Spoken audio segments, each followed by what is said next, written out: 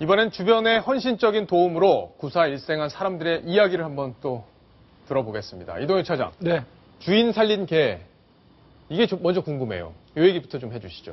예, 부산 사상구 모라동이라는 곳이 있는데요. 여기 한 아파트에 77살 된 김모 할머니가 살고 있습니다. 예. 근데 이 할머니가 2살 된 말티즈를 키우고 있었는데요. 말티즈요? 지금 보시는 것처럼 한밤중에 저렇게 불이 났습니다. 실제 그런데, 그 장면이죠, 지금? 그렇습니다. 예. 그런데 이 동이라는 이 2살 된 말티즈가 시끄럽게 계속 짖어댄 거예요. 예. 그래서 이 할머니가 이 애완견의 소리를 듣고 잠에서 깼고요. 그리고 올해 70살 된 아들까지 깨워서 무사히 밖으로 탈출할 수 있었다. 이런 아주 반가운 소식입니다. 이 화재가 나면 많은 분들이 이제 알고 계실 텐데요.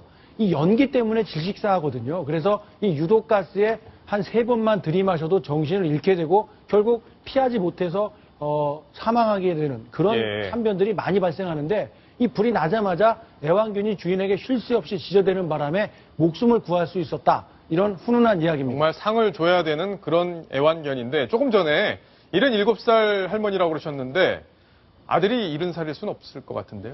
예순이었습니다. 예순이죠? 예. 예순입니다. 여기 보니까 예순이라고 써 있습니다. 네, 예순. 예, 저도 깜짝 놀랐습니다. 어떻게 나이 차이가 그거밖에 안 나는지.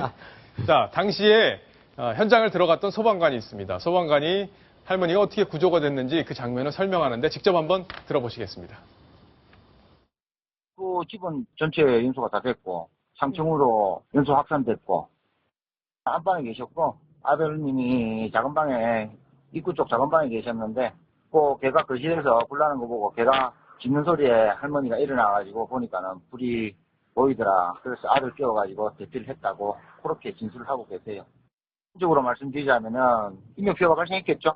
2분은 뭐 발생했겠죠. 저 강아지는 업고 다녀야겠습니다. 대단한 얘기죠. 예. 예.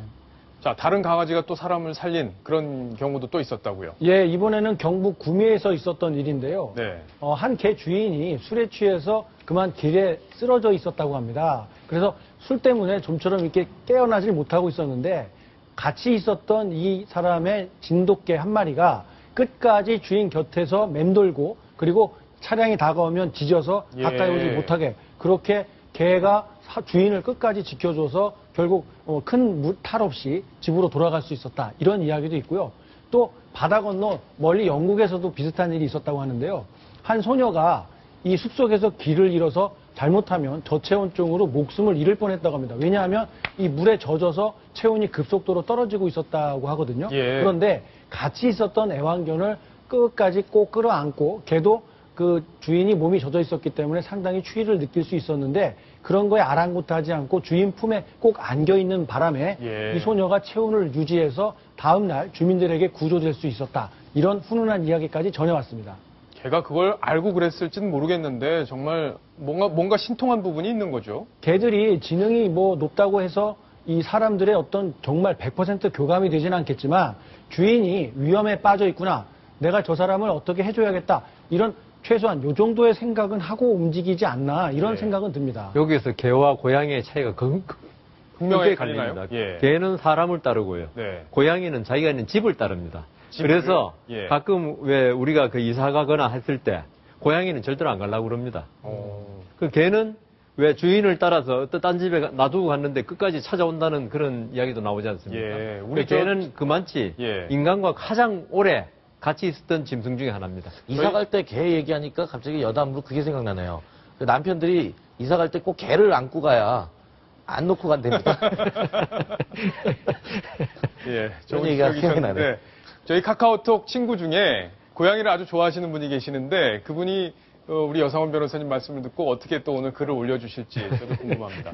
자, 황순욱 차장께서 네. 다음 얘기, 아까 제목에 또 다른 얘기가 있었는데 네. 이거는 좀 안타까운 얘기긴 한데 설명을 좀 해주시죠. 그러니까 지금 키우는 애완견이 이제 주인을 구한 사연들을 지금 쭉 얘기를 해주셨는데 지금은 이제 모성애로 딸을 구하고 어머니가 목숨을 잃은 사례입니다. 뭐냐면 지난 2월 10일이죠. 그러니까 지난 10일 아침 8시 반 청주시 상당구의 한 아파트 단지 화단에 58살 조모 여인이 숨져 있는 것을 이제 주민이 발견해서 신고를 했는데 예.